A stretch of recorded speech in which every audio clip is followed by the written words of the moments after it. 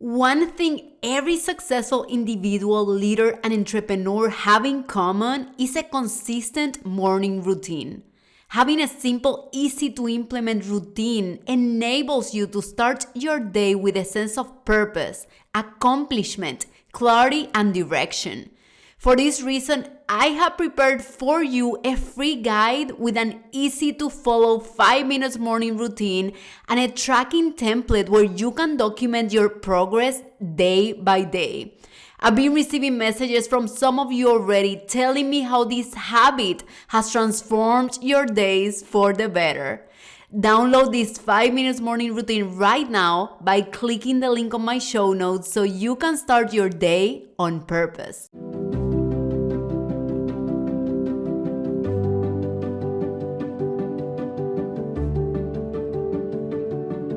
Welcome to the With Clarity and Purpose podcast with your host, Yanet Borrego. Each week, I bring you an inspiring person or message to empower you to live life on your terms so you can be who you want to be, do what you are meant to do, and have the life you deserve to have.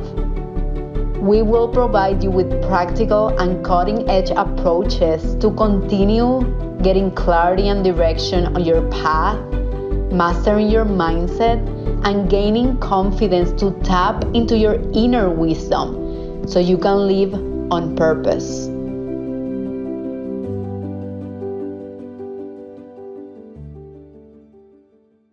I hope you are having an amazing 2023. This is the first solo podcast episode I record this year, and I am so excited.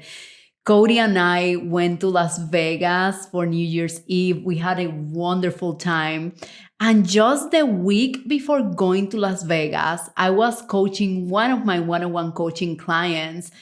And she asked me a great question. She was like, Yanet, do you follow any routine? Is there anything I should do in preparation for the next year? And then I was telling her the process that I follow every single year in order to prepare for the next one. And she told me, you need to send this in your weekly email. So I did. Now, today's episode is not about all the steps I follow because I think most of you have prepared for that already. I'm going to give a high-level overview, and I'm going to dig deeper into one of them when it comes to my personal experience. And it is the one about the things I failed at during the last year, which means that these are lessons that I'm incorporating as I move forward. I always tell to my clients, and I believe this strongly, there is no failure, only feedback. There is no right or wrong.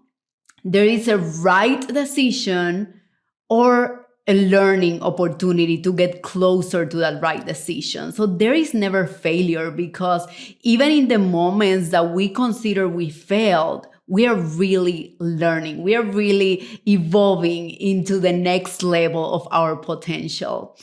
Now, going back to the framework that I follow every year to prepare for the next year, I always like to look back at the past and reflect on the accomplishments. Many times we don't celebrate enough what we have accomplished in the past, and we are so focused about the future.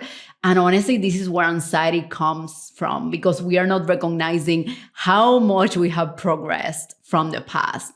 So I look at the past, at the previous year, and I list all of my accomplishments, all the achievements. So looking at the past for reflection, and then I celebrate in the present. Something that I also looked at are the lessons. What are the lessons that I've learned? And that's why this episode is titled What I Failed At, because those are the lessons, really.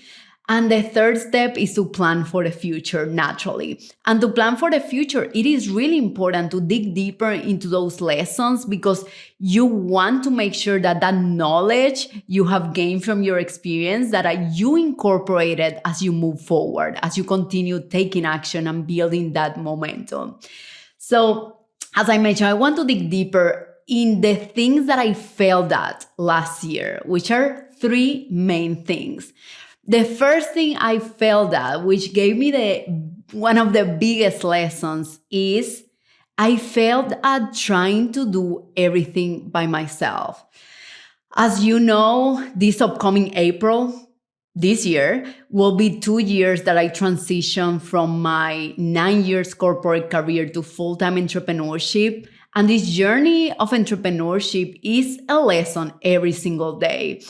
And of course, there are many things that I do in my business. I do this podcast, I send weekly emails, I remain active in social media, I have my one-on-one coaching, I do speaking engagements, I have my digital course.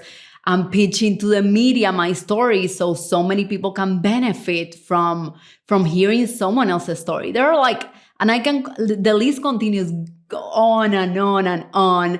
And as my business was growing, I realized that I couldn't keep the same pace, or I couldn't maintain the same things I was doing. Because of course, one part of my business is growing tremendously, thankfully. And then the rest of the things I don't have time for, right? It's one of my mentors, Amy Porterfield. I actually took one of her courses, which if you want to build a digital course, I really recommend her to check her out. But she always says, these kind of issues are high quality issues, right? Because it means, hey, your business is growing, so now you got to do something about it. So I started to delegate. And honestly, I'm still delegating. So the podcast production is something that I delegate. I actually invest in a team where they have a platform where I upload this podcast episode, and then they create a blog about the podcast episode. They upload the video in YouTube after they have edited it, and then they upload and distribute the audio into the podcast platforms, and then they create the show notes. Not only that, they create social assets that I post in social media also. They do so many things, and I cannot imagine my life without their help, because to be honest, doing all of that myself would require learning time and would require at least 7 hours a week. I promise. It's just so much that goes into every single episode. So even to create this podcast, I invest greatly. So all of this information can get to you. And also to create an impact. At the end of the day, my number one purpose in business, career, and everything else, my number one value, in business, career, and everything else is purpose. So that's a bigger motivator, the impact, the purpose to help you get to where you want to go. So I delegated my podcast production. I actually just hired a virtual assistant. I was researching virtual assistants for a while to help me with a couple of administrative tasks on my business. And I just hired one, which I am so freaking excited, because I'm telling you, there is so much I'm just ready to delegate so I can maintain key and strategic parts of my business. And then the other thing is the social media management. I am so active in social media, and something that I am just implementing right now is getting help on that aspect too. Mentorship was a big one for me. When I left corporate, I realized that getting mentorship organically wasn't as easy in the entrepreneurship world, because it's such a blank canvas. And I even published in Next Advisor with Time, like the major publication. I published a guest post about talking about the major challenges of entrepreneurship during my first year. And mentorship is a big one, because in corporate, you're used to being under this umbrella where everyone has a common vision, mission, everyone is there to help each other. But then when you get to entrepreneurship, it's not that we are not there to help each other. Of course we are, but it's so much more freer. Like the scope is so much more wider. So it's really challenging to find someone organically super fast that can mentor you. So something that I started implementing last year was hiring mentors. Paying for their programs. That's a way of delegating, because they are literally, I'm paying for the roadmap they have followed in order for me to get to where I want to go. And one of those roadmaps that I pay a few $1,000s was a digital course about creating a digital course, right? Because I wanted to do it right. This is something that I take seriously. And when I invest, I want to make sure that it's for a high quality service and high quality product. Before, I've invested low dollars in things that I need, and I've realized that many times it takes more back and forth. So something that I've learned also in this area of delegation is, if you have the resources, right, being willing to pay for something high quality that delivers the results that you're seeking. I think that has been like so high in my priority list, because you want to make sure that you don't reinvent the wheel in many things, and even hiring mentors or coaches that can help you. I even hired a consultant last year. Oh my God, so many things that I did in terms of delegating and investing. But you want to make sure that you don't reinvent the wheel, and you actually leverage key aspects of people that have gone through the journey already. So number one, that's the thing that I felt at last year, just thinking that I could do it myself, like everything. So the lesson was, ask for help, ask more for help in terms of what you need, and be willing to invest. I thought at the beginning, when I transitioned to entrepreneurship, I'm like, okay, I want a mentor for free. And if it would have happened organically, it would have been amazing. I reached to a couple of people, and to be vulnerable with you, I wasn't successful, but I didn't let that stop me. I figured out a way to find the right people. And of course, I had to invest on it, which, by the way, every investment that I've made, I've had like at least 200% return, because I've taken action. Okay. So even in the courses, even in the coaching, in the consulting, in the masterminds that you invest, you have to take action in order to get the returns. I mean, that's something that I'm sure you know. So that's number one. That's the first one, doing it all myself. I miserably failed at that. And just to recap the lesson was, be willing to delegate, invest, and ask for help. That's such a big one. And I also want to give a shout out. Last year, I had my digital course launch, and I also did a graduation for the first cohort of students who graduated from my digital course, Discover Your Purpose program. A couple of students came from Puerto Rico, California. A lot of them were here in Texas. And in order to organize this graduation that was at home, I had to recognize that designing and thinking about the color that the balloons will be, like, that is not in my strengths. I'm gonna be very honest. Designing and thinking about colors, that's not my thing. But I knew of a former client who she just has a touch and an art to doing this. Her name is Jackie Hernandez, and I want to give her a big shout out, because she has a designing business and she does this on the side other than her corporate job. So I would highly recommend her. I'm going to put her Instagram here so you can reach out to her. But I literally asked for help. And I remember Jackie asking me, what, you're not good at something? And I'm like, I'm not good at a lot of things, like, believe me, and designing and all these things I'm not good at. And honestly, I don't even enjoy it. So I think delegating those things that you don't enjoy can add so much more joy and happiness to your life. So thank you so much, Jackie. And she was a student of the digital course too. So I really appreciate her. So I think that's all for doing it all myself. Just ask for help. You don't have to do it all yourself. There are people there whose strengths are the things that you don't enjoy or whose strengths are the things that you don't have time for. Just ask for help. Just ask for help. Now, the second one was this ideal of executing with perfection. And I am someone that I'm like, I want to execute everything with high quality. It has to be great. And honestly, in the last few years, I've been working on letting go of this mindset of perfection, which I'm happy. I've been working on that for several years now because in this journey of entrepreneurship, there is no perfect anything.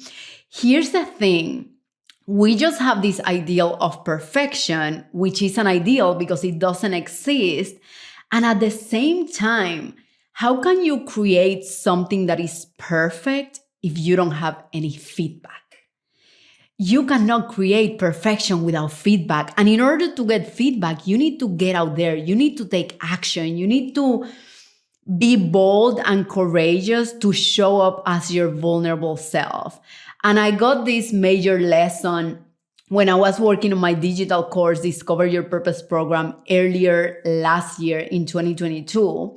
I was taking the course that I paid a couple of thousands, and I was just learning the technology piece, the marketing piece, so many components. It's a lot, my friends, but I was able to do it. And I was almost like 80% of the completion of the course. And then I was thinking to myself, okay, I am ready, but I want to make sure I create the full course before I launch it. And my marketing and digital course mentor, Amy Porterfield, she had given this strategy of pre-selling your course to test the market, to make sure people are genuinely interested in your content. And when you pre-sell something, that something is not created yet. And just by the idea of selling something that wasn't created, I think that hit my perfectionism. And I was like, no way, I'll never gonna do that. Like, I'm gonna create it, the whole thing, and then I'm gonna sell it. So time continued passing by. And of course, I was like in the learning state and executing little bit by little bit. And I wasn't actually seeing results in terms of the digital course because I didn't even have momentum because people hadn't paid for it. I hadn't tested the interest in the market with dollars, with people that would pay for it, right? And I told myself, I was in this accountability group with two more ladies. And one of them, she said, I'm going to do it. I'm just going to pre-sell it. I'm going to launch it. And I'm going to start creating the modules every single week as people are going through the course. And just seeing her doing that, it gave me this strength and this courage to also do it myself. I think sharing our stories vulnerably is so important because I see it in my clients all the time and even in myself at times. Sometimes whenever we are going through a challenge, we think that we are alone in this challenge. And to be honest, it doesn't matter where we are in the journey. We all face similar challenges.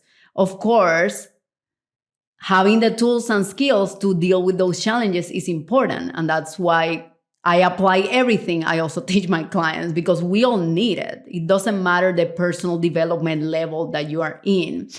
But I like hearing her story and the struggles that she was going through and the ability of her to follow through really gave me that last push. And I was able to pre-sell my course. And not only that, I sold out in the founding member spot, which validated that there was a need for my digital course. And it wasn't created yet. I pre-sold it and then I started creating it. I remember so many weeks just working on the weekends nonstop because this course needed to be created.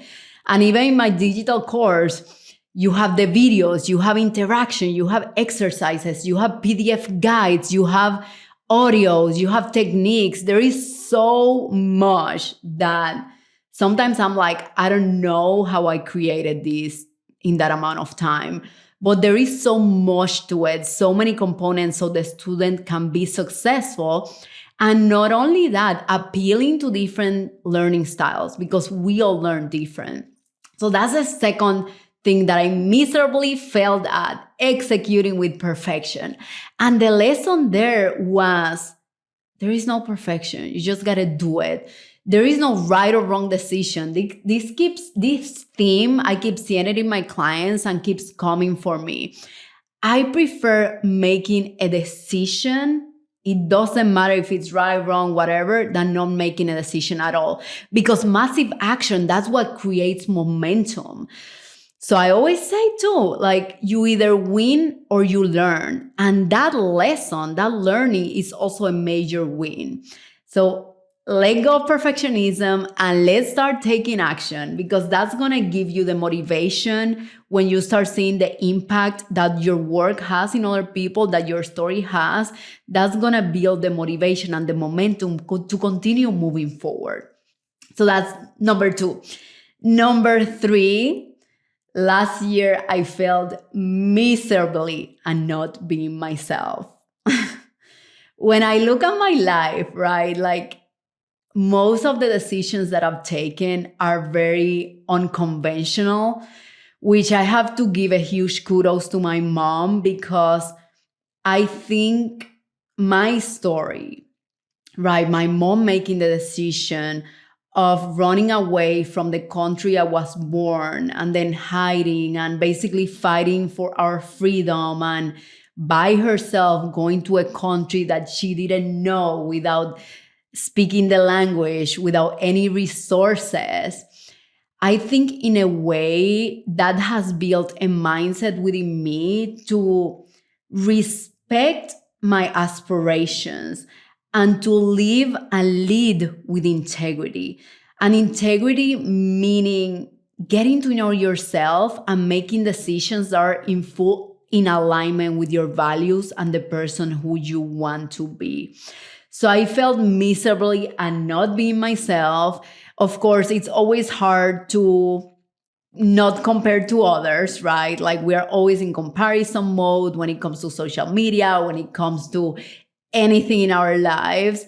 And I think just tuning back in and really taking that time in silence with yourself to understand where is your voice amidst the whole noise of society. Where is your voice? What brings you joy? And what are the things you are doing because you want to get external validation from others versus seeking internal fulfillment from yourself? One big example for me. So last year, my husband and I got married in June, and we got engaged in November of the year before, 2021. And initially, we were just questioning ourselves. Should we do like a big wedding? Not for me, because the only family I have here is my mom. And of course, I have a million friends, so I would have invited them if we had a wedding. But the only family I have here is my mom. He does have a bigger family. And we were asking ourselves, should we do a wedding? And the first thing was like, yeah, let's do like 100 people wedding. And I remember we took a Saturday and we went to a coffee shop and we blocked 2 hours in the calendar. And we started making a list of people who we would invite. And then we started making a list of to-do items. And after an hour, we looked at each other. I'm not joking. We looked at each other and we said to ourselves, this is not us. This is not us. I mean, we don't enjoy the planning aspect of a wedding. We don't enjoy thinking about the color, thinking about the logistics, thinking about all of these things. And we had to ask ourselves, why are we doing this in the first place? This is our celebrating our love, celebrating our lives, celebrating this union. And then we came up with the idea of just doing something so small, just with our family members. And we wanted to do it in a special place. So we did it in Hawaii, in the public beach. That day, we literally woke up at 4 a.m. because we wanted pictures, and our photographer recommended getting the sunrise, and I didn't mind. We are morning people anyway, so I was just so excited even at 4 a.m. And I love pictures. That's something that I love. And I remember just going to the beach and posing and running and getting my dress all wet. It was so much fun. And at the end, like the last location was Lanikai Beach, one of the most beautiful beaches in Hawaii. And we got married there in a spiritual ceremony with 7 people, like our family. Nothing fancy, nothing that wasn't aligned with us. And we just made this decision to be ourselves. Now we have beautiful pictures. That was one of the requirements. But everything else, I just realized I don't need to do something I don't enjoy, to be honest. That was such a big lesson for me. And there were so many other lessons during 2022, even like making decisions where there was a decision that I made in 2022 where my intuition told me, don't do it. And then my ego told me, do it. This is a great opportunity. And just like my intuition was telling me at the beginning, later on, I realized that it wasn't aligned with me. And I ended up just stepping down from the opportunity because I think having the right priority and living in alignment. And in alignment doesn't mean that everything has to be steady all the time and everything has to be perfect and you have to make the right decisions every step. The journey is going to be messy. Part of this process is to embrace that messy journey and to give your best every day, knowing that you have always the control to make a decision. The decision is in your control. I was reading this past week an article that was published in Time, and they interviewed a lot of people that had dedicated their lives to happiness, to studying happiness, and to interviewing people about happiness. And after all these interviews, they made a great summary about the 3 elements needed to achieve happiness in your life. The first one was having a sense of self-control. And for me, that decision to do a wedding that we would enjoy, to step down from a decision that I knew since the beginning wasn't aligned, but I kept, I don't know, my ego just said, do it, and I did it. But I learned a lesson, and that's what's valuable. That's that sense of self-control that you can always make a decision. Even if a decision was made a few months ago, it is okay to change because the amount of information you're getting every day, that counts to continue making a decision. You cannot expect when you make a decision that everything else will stay static. You're still learning about yourself. You are still learning about the opportunity. You're still learning. You're getting so much input and data all the time. And staying or not in that opportunity was a decision. And I just decided to step down and continue moving forward with things that felt more in alignment. So self-control is one of those elements for happiness. The second one was having a sense of purpose, having that direction so you can make decisions that are aligned to that higher purpose. This is the second thing I work with my clients in one-on-one coaching. And I always say, clarity is way more important than speed. I'm going to repeat that. Clarity, having clarity in your direction is way more important than speed because you can move fast and end up nowhere. If you don't have a direction, you can just move, and you're going to feel lost anyway. So having that sense of purpose, sense of direction was number 2 in the list. And number 3 was having connection with yourself and connection with others. Of course, this sense of love and contribution and growth, so important for happiness. And setting boundaries was a major theme for me that goes back to this area of I failed at not being myself. Setting boundaries is so important with everyone in your life. And a lot of people have this negative association around setting boundaries. But really setting boundaries is about you developing healthy relationships with yourselves and others. It's about you communicating from a heart-centered way, right? With a kind way. Setting boundaries from the heart, those are the most powerful boundaries to set.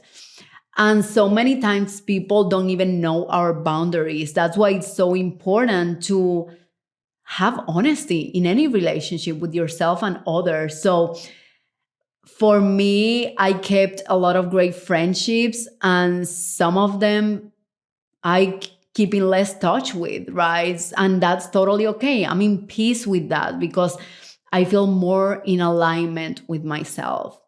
So those are the three things I failed at. And the lesson for that last one is the theme for 2023, which I recorded a podcast episode on.